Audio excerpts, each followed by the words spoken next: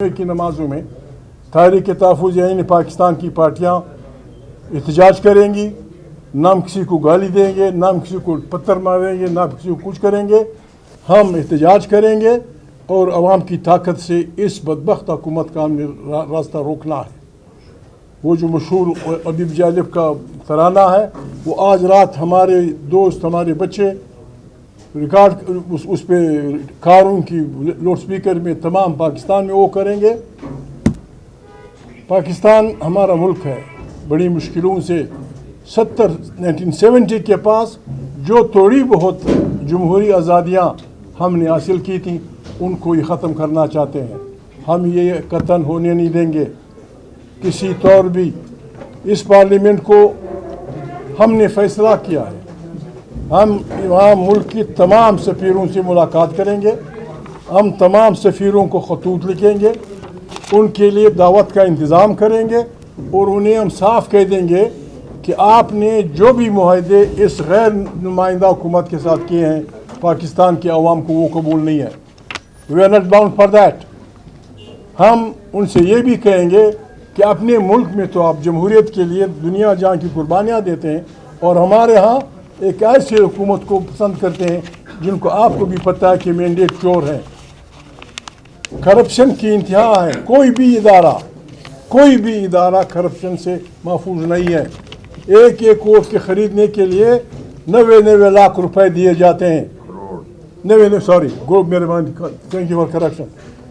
करोड़। ये printing machine कहाँ से आई है? गरीब लोगों के पास रात मनी नहीं है। अक़वाम मुत्तहिदा का इदारा कहता है कि पाकिस्तान के 45% लोग गुर्बत के उससे नीचे हैं। ये नेहरू बंसरी बजा रहे हैं। इतने हम नाअहल हो गए हैं। कल इत्ला आई कि यहाँ धमाका हुआ है और मासूम इंसान मरे हैं। क्या आसमान गिरता कि अगर पार्लियामेंट का इजलास मुलतवी कर दिया जाता? क्या आसमान गिरता कि एक बड़ा वो जुल्म हुआ है, हमारे बच्चे मरे हैं। परसों दिल्ली में धमाका हुआ। आप अफगानिस्तान के साथ जंग के तैयार पागल हो गए हो? मैं शाम को भी आपसे कहा था, हमारे हुक्मरानों की अकल का इम्तिहान है और इनके पास अकल नहीं है। दुनिया के ख़तरनाक ममालिक हमारे वसाइल पे हमें लड़ना चाहते हैं।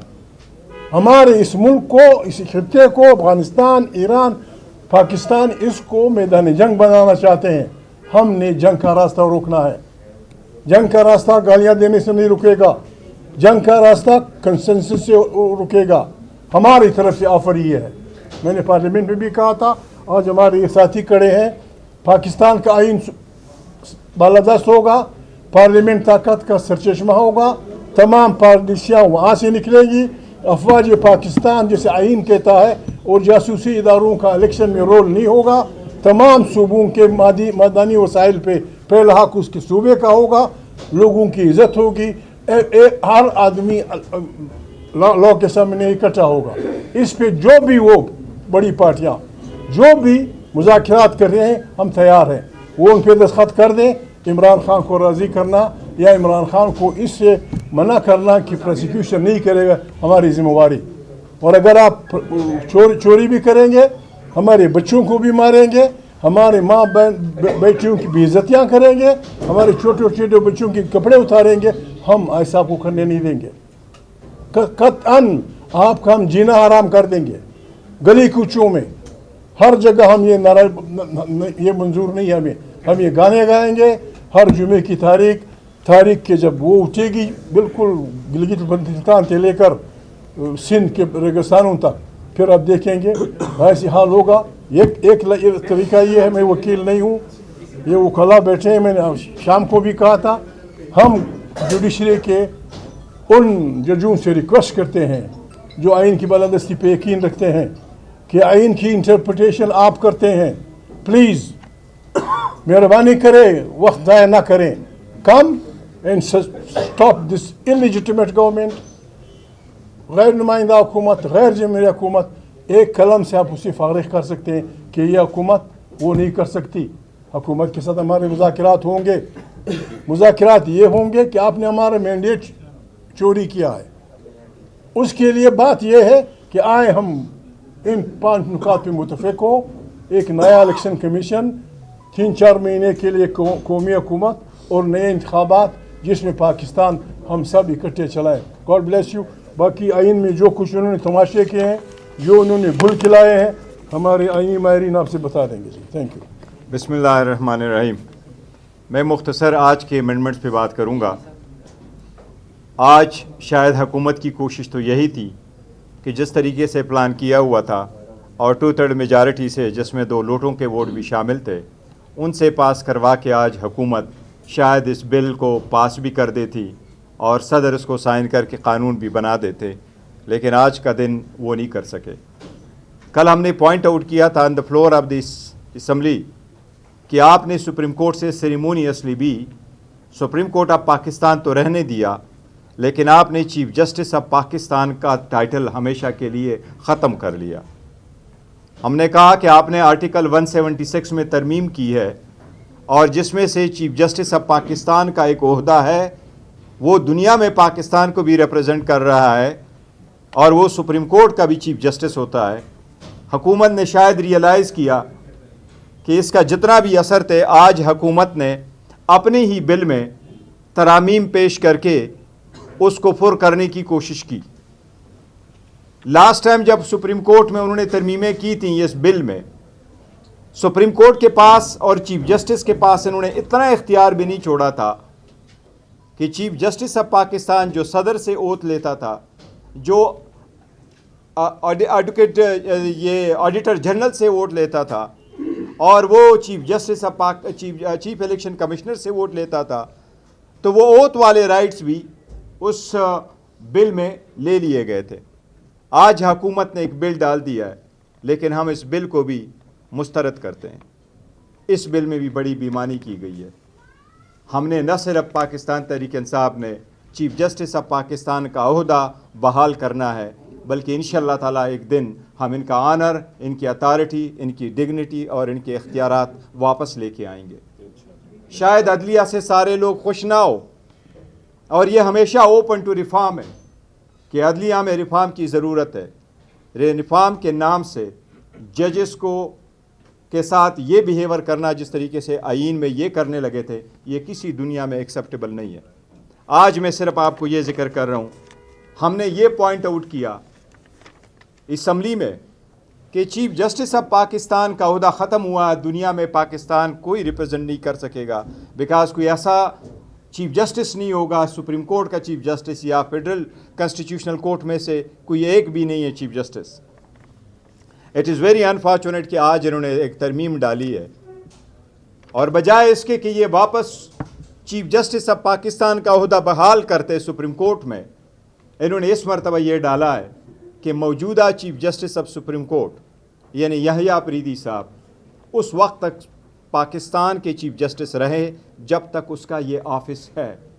ये उन्होंने अमीन में डाल दिया और इनका मतलब ये हुआ कि, और इसके बाद इन्होंने एक और तरमीम पहली मरतबा इंट्रोड्यूस कराई है। हमारे आईन में आर्टिकल 260 में सारे चीज़ों की डेफिनेशन मौजूद है, तारीफ़ मौजूद है। वहाँ चीफ जस्टिस ऑफ पाकिस्तान की तारीफ़ नहीं है, वहाँ चीफ जस्टिस की डेफिनेशन ज़रूर मौजूद है। उस डेफिनेशन का क्लास है आर्टिकल 260A। इन्होंने इस मरतबा उसमें ऐड कर दिया, आर्टिकल 260 में एक नया क्लास ऐड कर दिया AB, और मैं आपको पढ़ के सुनाता हूँ कि इन्होंने क्या किया है।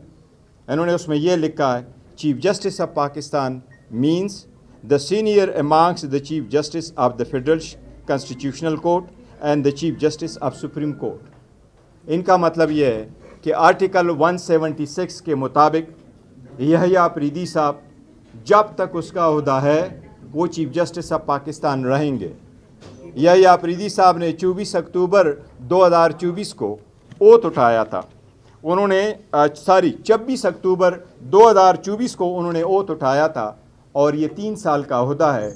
26 अक्टूबर 2027 को उसका ओहदा खाली हो जाएगा और उस ओहदे खाली होने के बाद आर्टिकल 260AB में जो डेफिनेशन क्लास ऐड कर दिया, उसके बाद फेडरल कॉन्स्टिट्यूशनल कोर्ट का चीफ जस्टिस पाकिस्तान का चीफ जस्टिस होगा। ये म्यूज़िक चेयर उन्होंने सुप्रीम कोर्ट में भी रख लिया। 3 साल एक चीफ जस्टिस ऑफ पाकिस्तान होगा, फिर 3 साल एक और चीफ जस्टिस ऑफ पाकिस्तान होगा। ये तो आप लोगों ने पहले से ज़्यादा बदतर किस्म की कॉन्स्टिट्यूशन लेके आए। ये आपने अगर चीफ जस्टिस ऑफ पाकिस्तान ही बनाना था तो या तो सुप्रीम कोर्ट वाले ही को चीफ जस्टिस ऑफ पाकिस्तान बनाते, सेरेमोनियल ही कर देते कि अगर chief justice of supreme court है, he shall also be known as a chief justice of Pakistan, या कॉन्स्टिट्यूशनल कोर्ट का ही कर देते। लेकिन आपने ये व्हील चेयर रखा उनके दरमियान म्यूज़िकल कि 2027 तक ये हया अफरीदी साहब होंगे। उसके बाद चूँकि senior most obviously constitutional court का बन चुका होगा, फिर वही होगा तो फिर वो 2 साल के लिए बैठेगा, फिर वो ख़त्म होगा तो चीफ जस्टिस ऑफ पाकिस्तान का ख़त्म होगा। आप लोगों ने जल्दी में तरामीम ला के, आप लोगों ने जिस तरीके से आइन का सरोकार कर लिया, आप लोगों ने सारा कुछ इस जमहूरियत का और आज़ाद अदलिया का पूरा शिप डुबो दिया। अपने मुफादात की खातिर आपने कुछ भी नहीं दिया आवाम को। मैं ज़रदारी को एक बात कहूँ, आप एक बात के लिए मशहूर है कि आप इन गिव एंड टेक पे बिलीव करते हैं, लेकिन आपने ज़िंदगी भर के लिए इस्तिस्ना लेके इस मरतबा टेक गिविंग में कुछ भी नहीं दिया आपने आवाम को। आपने आवाम को उनके गए हुए इंस्टीट्यूशन से भी आपने ऐसा हरकत किया कि हमारे बच्चे याद रखेंगे। लेकिन मुझे उम्मीद है इंशाअल्लाह ताला ये हम रिवर्स कर पाएंगे अवामी ताकत से इंशाअल्लाह ताला। जब कभी हमारे पार्लियामान में मेजॉरिटी आएगी, जब कोई आज़ाद जजेस के सामने ये जाएगा तो ये रिवर्स होगा। फ़ैसले ऐसे ही होते हैं ईवानों में, लेकिन ईवानों में बैठ के फ़ैसले ज़ाती मुफादात के लिए नहीं होते। हमने ये कहा है कि फेडरल कॉन्स्टिट्यूशनल कोर्ट में, फेडरल कॉन्स्टिट्यूशनल कोर्ट के होने का मसला इतना नहीं होता जितना उनको इख्तियारात का मसला होता है। आपने सुप्रीम कोर्ट को डिस्ट्रिक्ट कोर्ट छोड़ के इख्तियारात किसी और को दे दिए। और इम्यूनिटी का मसला इतना नहीं होता, ये एक्सटेंट ऑफ द इम्यूनिटी है। इसका मतलब यह है कि ज़रगदारी आइंदा अगर अपने शुगर मिलों के कुंडे डाल के चलाता है तो चलाए रखे, क्योंकि अब तो वो इम्यून है, उसके पास तो न पर्चा आप कर सकते हैं न कोई और कर सकते हैं। ये ज़रदारी या ए बी का मसला नहीं है, चाहे वो आरिफ अलवी हो। लेकिन जो सरकार स्टेट का हेड होता है वो अपने लिए और जो बार है वो और हाई सेट कर दे। वो तो अपने आप को सबसे पहले प्रेजेंट कर ले कि मैं एहतिसाब के लिए अपने आप को पेश करता, वो एक मिसाल बने। आप लोग मिसाल नहीं बन सके और शायद आप लोग मिसाली अवाम के लिए थे ही नहीं, और अवाम आपको मिसाली नहीं कहेंगे। कानून के नज़रों में तो अपने आप को इम्यून कर लिया। याद रखो अवाम की भी एक अदालत है, उस अदालतों में भी आपकी कोई इज्जत नहीं करेगा। आपकी ये हरकत दुनिया याद रखेगी। अच्छा गौर साहब, मैं एक बात कहना भूल गया, शायद आप लोगों ने भी सुना होगा, मेरे साथियों ने भी सुना होगा। टेलीविज़न पे एक आदमी जिसका मैं नाम नहीं लेता, हर एक आदमी दानश्वर बना हुआ है, जोश खिलाफत में उसने कहा पार्लियामेंट में अल्फाज गलत थे, एक हैवान का नाम लिया कि पार्लियामेंट में दर्जनों वो हैवान का नाम लिया। ऐसे लोग बैठे हैं जो न पढ़ सकते हैं न लिख सकते हैं। मेरे भाई ज़बान कंट्रोल रखो। जिस आदमी का हम कलमा पढ़ते हैं, जिस आदमी को हम रहमतुल आलमीन कहते हैं, जिस आदमी का कलमा 2 अरब इंसान पर करते हैं, वो न लिख सकता था न पढ़ सकता था। जब उस पर पहली वही आई इक़रा बिस्मि रब्बिकल लज़ी खलक़, तो उन्होंने कहा कि मैं नहीं पढ़ सकता। आप जब अनपढ़ और लिखत पढ़, उसमें आप मेहरबानी करें, आप क्रॉस कर जाते हैं लिमिट्स। वो अखलाक का नमूना इंसान मोहम्मद न लिख सकता था न पढ़ सकता था, और उसने दुनिया को वो निज़ाम दिया कि अरबों लोग उसको वो कर रहे हैं।